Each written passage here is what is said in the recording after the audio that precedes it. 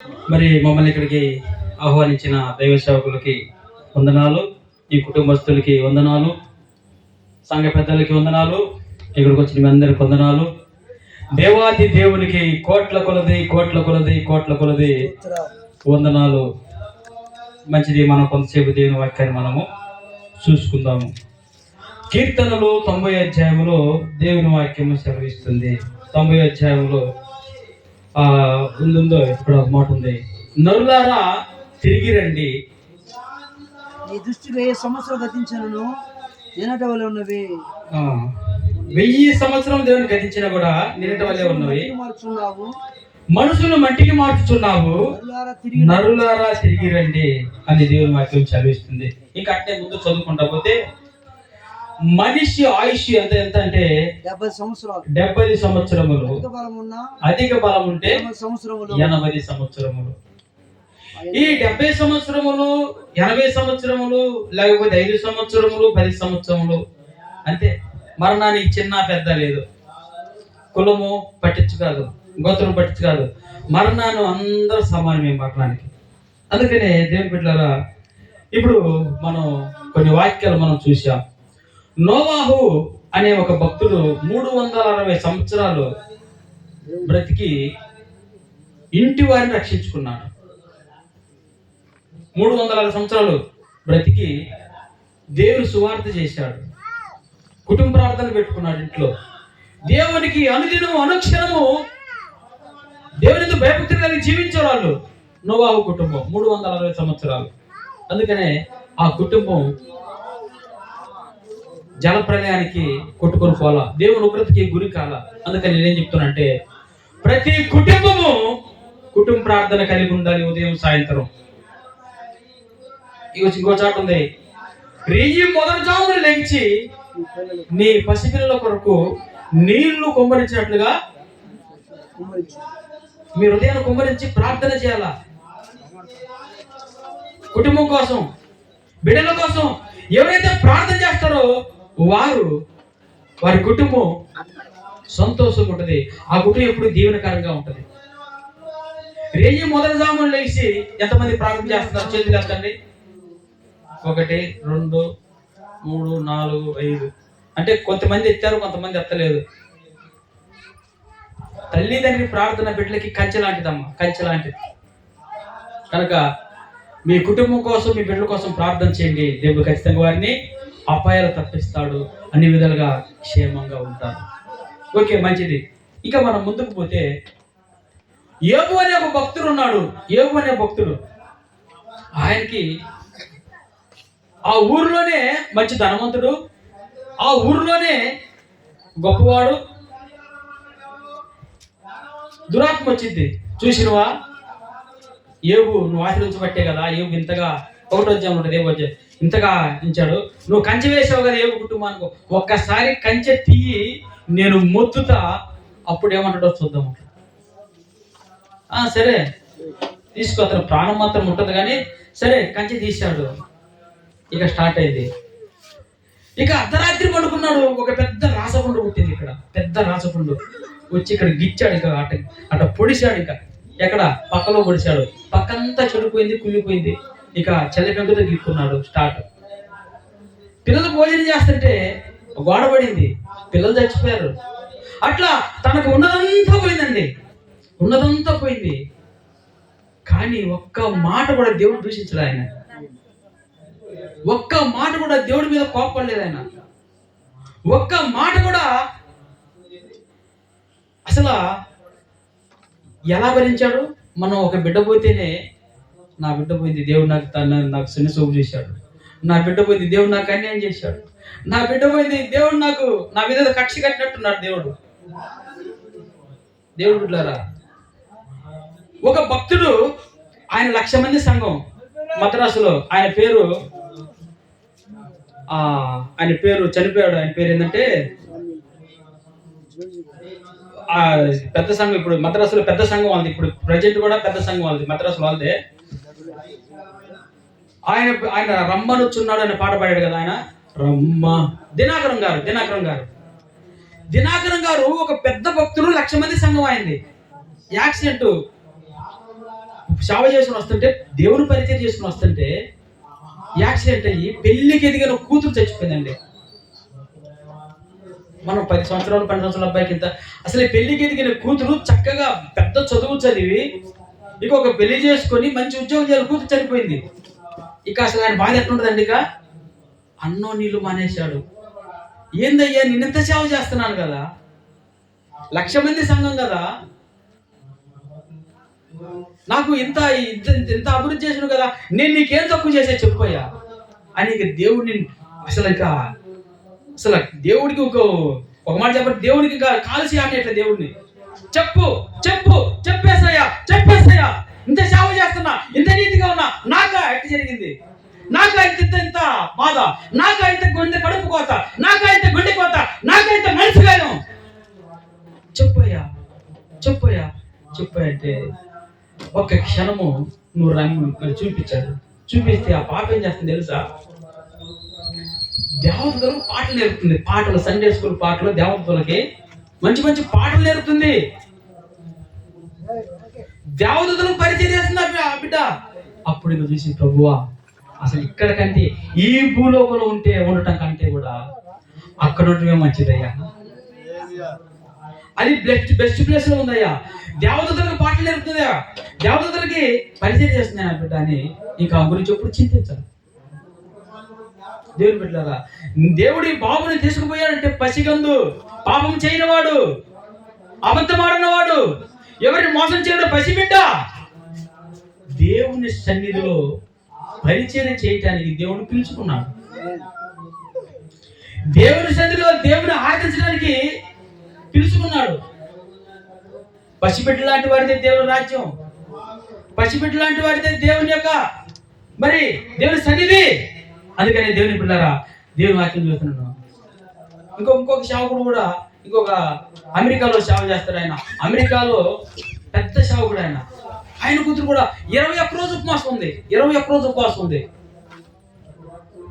ఉండి ప్రార్థనలోనే పైకి మెట్లు ఎక్కుతుంది, చనిపోయింది. వాళ్ళని దేవుడు ఆదరించాడు. దేవుని బిడ్డలు, అందుకనే మరణం అనేది అందరికీ వస్తుంది.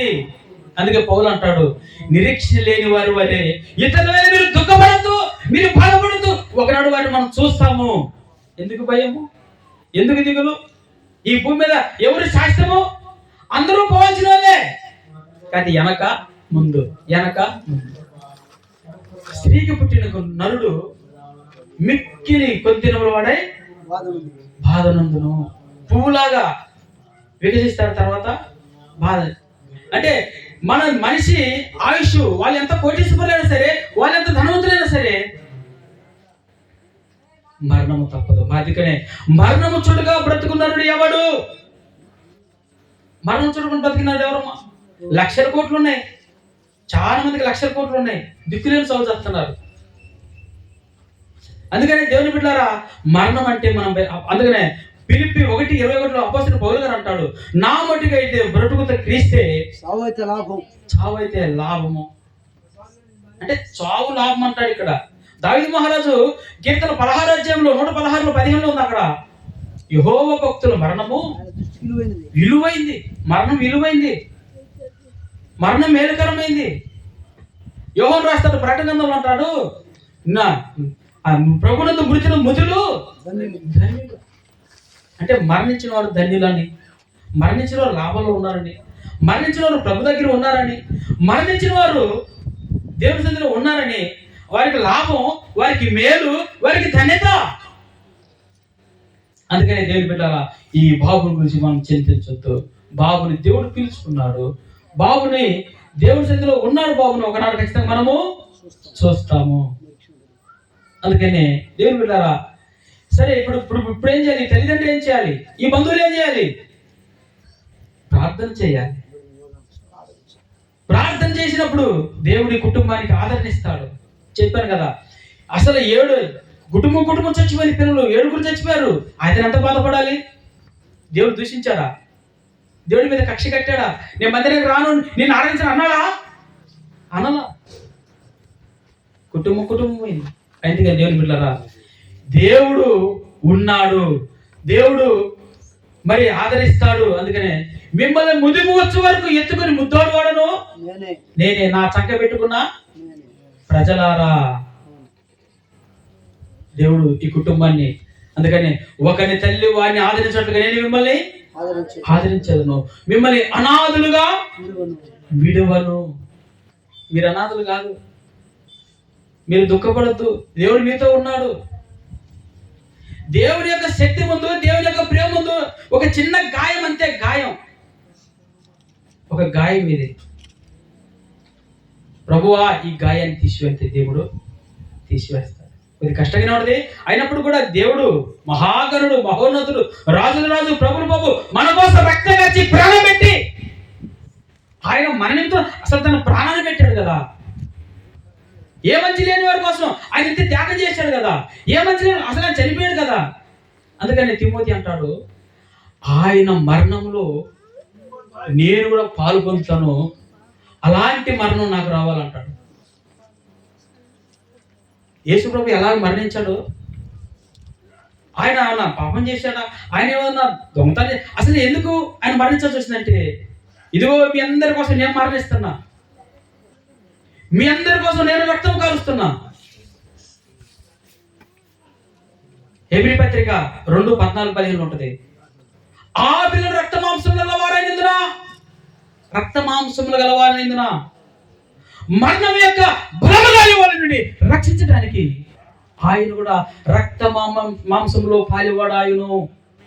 జీవితాంతకాల భయమే, జీవితాంతకాలం రోగ భయం, మరణ భయం, అప్పుల భయం, ఇక ఎన్నో భయాలు, పావుల భయాలు, దెయ్యాల భయాలు, అన్ని భయం భయం భయమే. ఆ పిల్లలు రక్త మాంసములు గలవారైనందున ఆయన కూడా రక్త మాంసంలో పాలిపడాడు. ఆయన మన కోసం 2021 సంవత్సరం 26 సంవత్సరాల క్రితం ఈ లోకానికి వచ్చాడు. ఆయన మనలాగానే జీవించాడు. ఆయన మనం చనిపోతే నరకానికి పోకూడదని, మనం చనిపోతే అగ్నిలో కాలకూడదని, మనం చనిపోతే బహు వేదన కలుగుతుందో పడకూడదని ఆయన మన కోసం మరణించి ద్వారాలు తెరిచాడు. ఆయన చెప్పాడు, నేను వెళ్తున్నాను, మీకు స్థలాన్ని సిద్ధపరుస్తున్నాను. ఆయన వెళ్ళాడు, స్థలాన్ని సిద్ధపరిచాడు. అందుకనే దేవుని బిడ్డలారా, దేవుడు రాకడ సమీపంగా ఉంది. దేవుడు రాకడ త్వరలో ఉంది. దేవుడు రాకడ సూచనలు ఏంటి? అక్కడక్కడ భూకంపాలు, ఆల్రెడీ మనం చూస్తూనే ఉన్నాం. యుద్ధాలు, చుట్టుపక్కల యుద్ధాలు జరుగుతున్నాయి, భూకంపాలు వస్తూనే ఉన్నాయి. దేవుడు రాకడ సూచనలు జరుగుతున్నాయి. దేవుడు రాకడ సమీపంగా ఉంది. ఇవన్నీ కూడా లయమైపోతాయి. ఈ గృహాలన్నీ కూడా అద్దె ఇల్లు లాంటి, అద్దె ఇల్లు, మనం అద్దెకున్నట్టే, ఎవరికి శాశ్వతం కాదు. ఇవన్నీ వదిలిపెట్టాల్సిందే. లోతు భార్యని జ్ఞాపకం చేసుకున్నావా? అబ్రహాముని అంటాడు, అయ్యా ఈ ఊరిని నేను కాల్చి వేస్తున్నానని. ఆ సదొమ గొమొర్రా నేను, ఎందుకయ్యా ఆ ఊర్లో ప్రార్థన పరులు లేరా? ఆ ఊర్లో నీతిమంతులు లేరా? ఆ ఊర్లో అసలు భక్తి పరులు లేరంటే ఈయన అంటాడు, సరే 50 మంది అంటే కాపాడుతా, లెక్కే 50 మంది లేరు ఆ ఊర్లో ప్రార్థన చేసేవాళ్ళు. 40 మంది లేరా? 30 మంది లేరా? కనీసం ఒక్కరు లేరు. లోతు తప్పితే ఒక్కరు లేరు ప్రార్థన చేసేవాళ్ళు. మరి అందరూ ఏం చేస్తున్నారు? అందరూ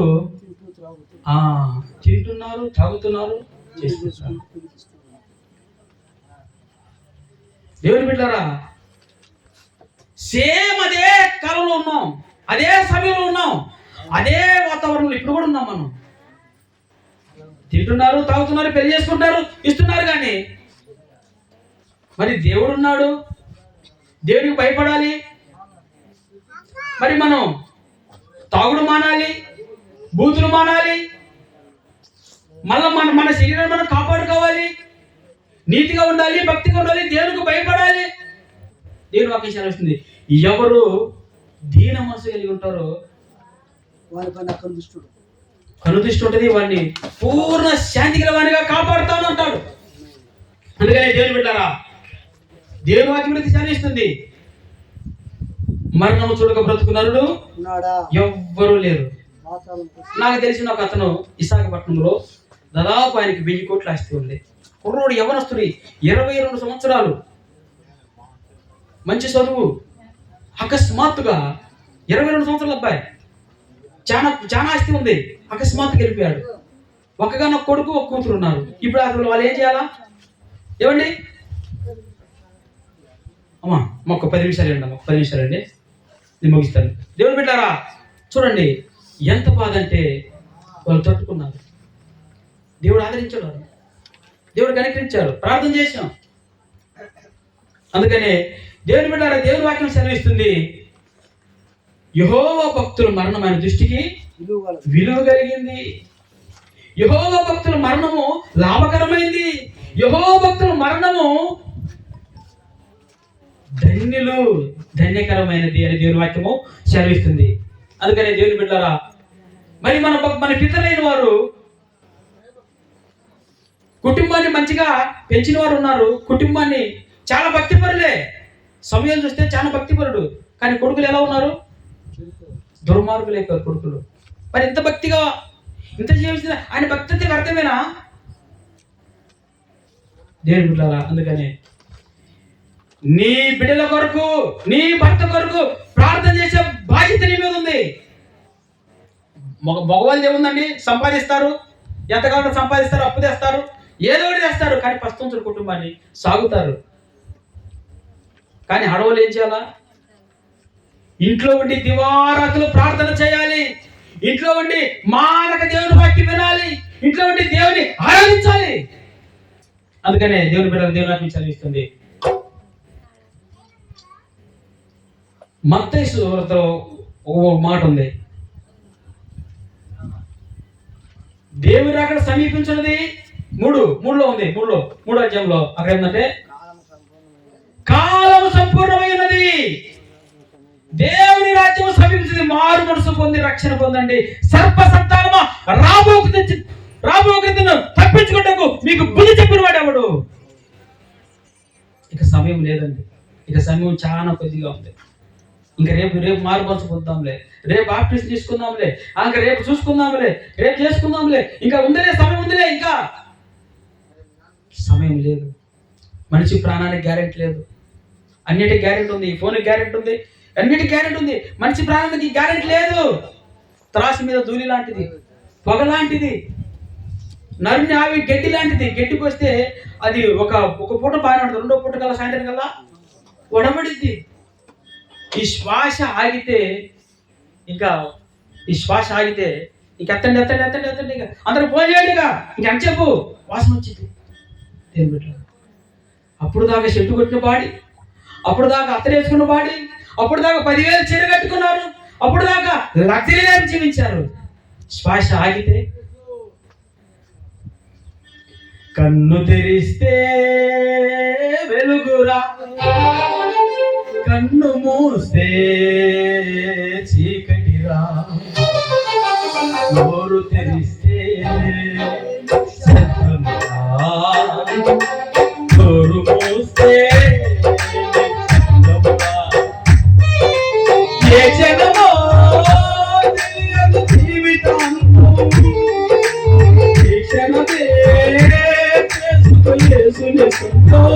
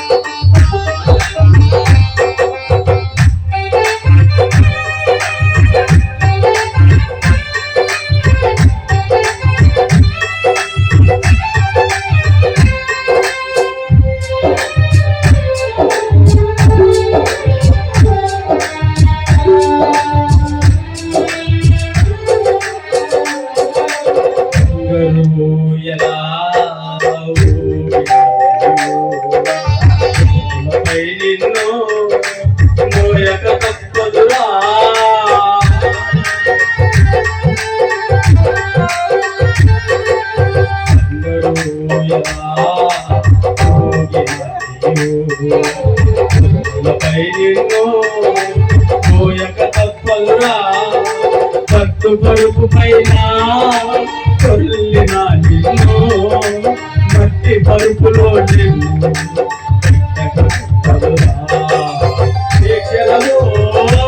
తెలియదు జీవితం,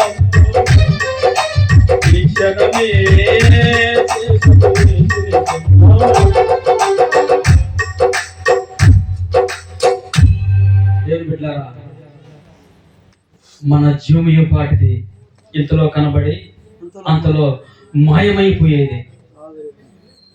అందుకనే దేవుని వాక్యం చదివిస్తుంది, ఒక ధనవంతుడు ఉన్నాడు, ఒక పేదవాడు ఉన్నాడు, ఇద్దరు జీవిస్తున్నారు.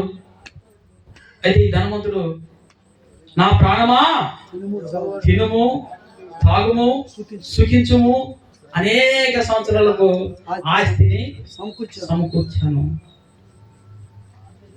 ఒక పేద దరిద్రుడు ఉన్నాడు, ఒక లాజరు ఉన్నాడు. ఇతను ఏం చేస్తున్నాడు తెలుసా? యేసయ్యా, ఈ రోజు బ్రతుకున్నాడు నీ కృప, ఈ రోజుకి ఇంత అన్నం దొరికిందంటే నీ కృప, ఈ రోజుకి ఈ రొట్టె ముక్క దొరికిందంటే నీ కృప, ఈ రోజు ఎంగిలి బతుకులు ఈ కొంచెం దొరికిందంటే నీ కృప. ఉన్నంతకాలమేమో ఇతను తింటున్నాడు, తాగుతున్నాడు, బాగా సంపాదించుకుంటున్నాడు. కనీసం కూలోళ్ళకి ఒక ముద్ద భోజనం పెట్టినట్లేదు. కూలోళ్ళకి పాత కోసిన భోజనం పెట్టలా, ఒప్పుకొట్టిన వాళ్ళకి భోజనం పెట్టలా, నాటి రోజున అసలు వాళ్ళకి అసలు భోజనం పెట్టినట్లేదంట. తింటున్నాడు తాగుతున్నాడు, తింటున్నాడు తాగుతున్నాడు. లాజరు మట్టుకు ఉన్నంతకాలం. అందుకనే దేవుని బిడ్డలారా, ఈ లోకములో దేవుని కొరకు ఏమి ఉన్నా ఏమి లేకపోయినా దేవుణ్ణి కనిపెట్టుకొని దేవుని కోసం జీవించిన వారంట, ఎంత దరిద్రంలో ఉన్నా కూడా వారు పరలోక రాజ్యంలో గొప్ప భాగ్యవంతులు అంట. గొప్ప భాగ్యవంతులు. పేదలైన మీరు ధన్యులు, పరలోక రాజ్యం మీది. దుఃఖపడి వారు ధన్యులు, పరలోక రాజ్యం మీది. సాత్వికులు ధన్యులు, పరలోక రాజ్యం మీది. నీతి కొరకు ఆపదలు వారు పరలోక రాజ్యం మీది. అందుకని ఈ ధనవంతుడు చనిపోయాడు, పేదవారు చనిపోయాడు. ఇందాక మనం విన్నాం, నరుని ఆయుష్ ఎంతటా 70-80 సంవత్సరాలే. సమయం వచ్చేసింది. ఇక ఈ ధనవంతుడు చనిపోయి ఎక్కడ పడ్డాడంట? అది చూస్తారా? 2 మాటలు చూద్దామా? పాతాళంలో కేకలు వేస్తున్నాడు. ప్రకటన గ్రంథం 20 అధ్యాయము 12-13 ఒక మాట ఉంది. ఎవని పేరైనను జీవగ్రంథమందు కనబడని ఎడల వారు అగ్నిగుణంలో పడతారంట. మీ పేరు జీవగ్రంథంలో ఉందా లేదా? దేవుని సమ్ముఖ జీవ కవిలలో నీ పేరున్నదా? నీ పేరున్నదా? దేవుని సమ్ముఖ జీవ కవిలలో నీ పేరున్నదా? నీ పేరున్నదా?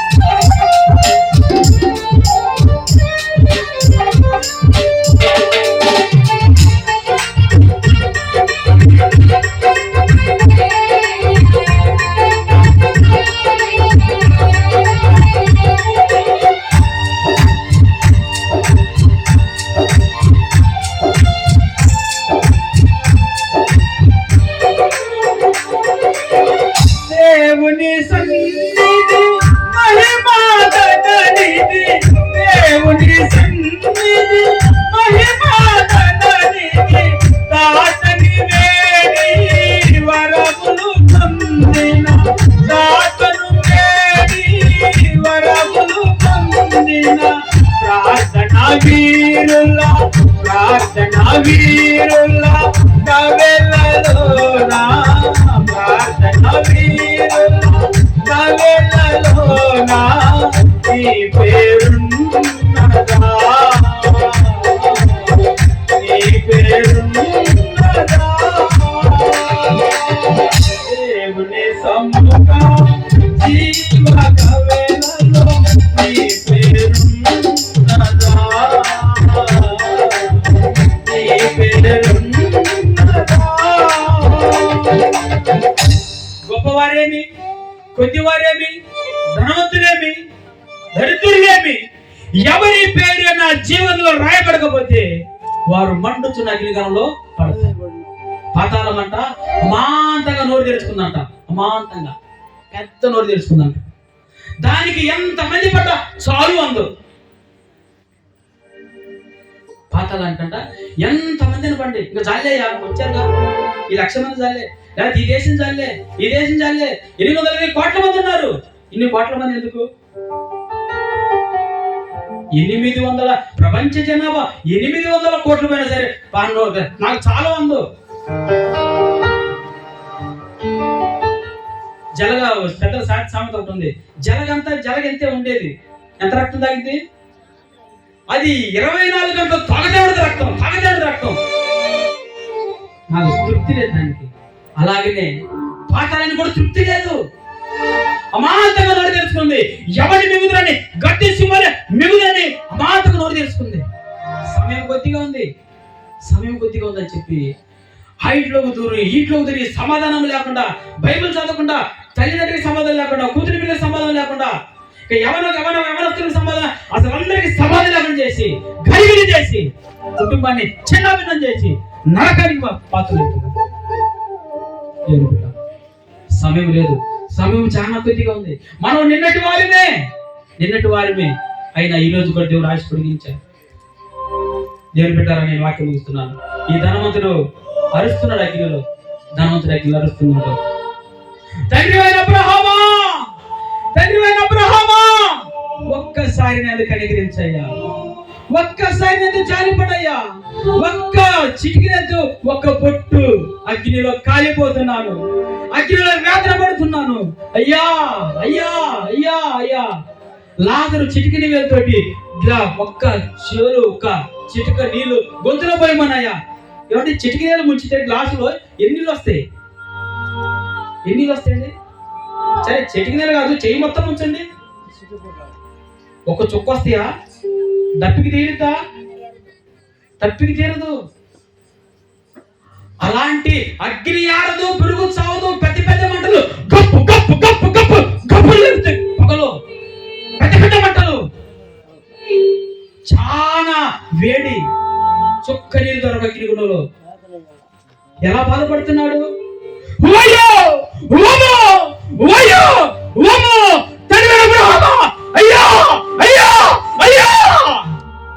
ఒక్కసారి కనికరించయ్యా,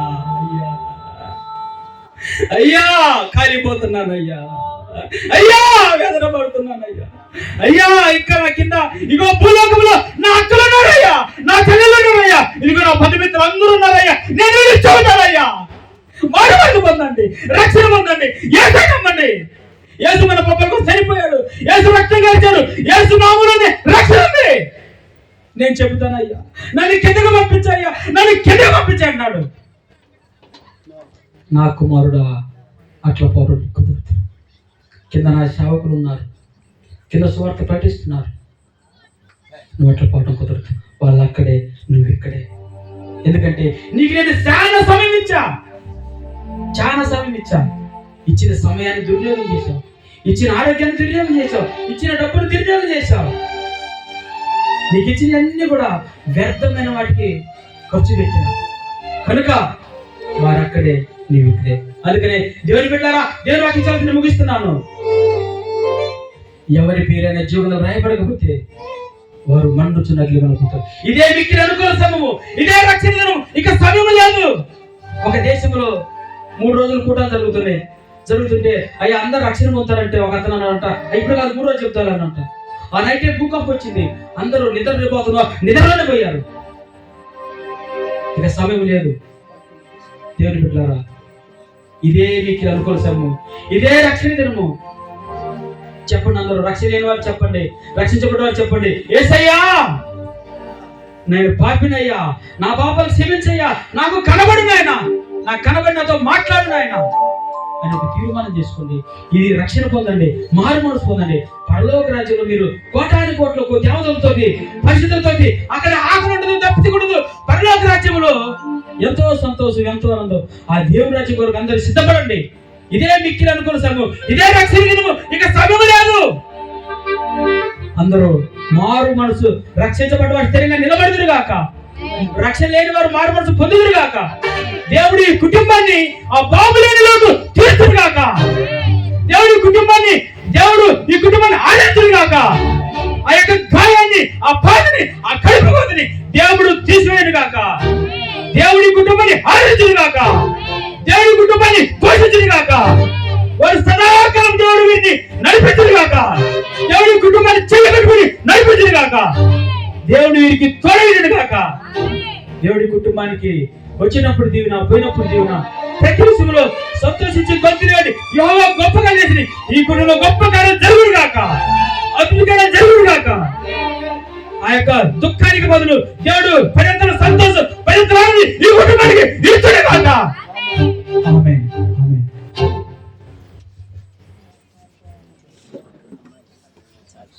మా సాక్ష్యం చూతారు, మా సాక్ష్యం చూతారు. మా ఇంటి వాళ్ళు ఎవరు మాటలు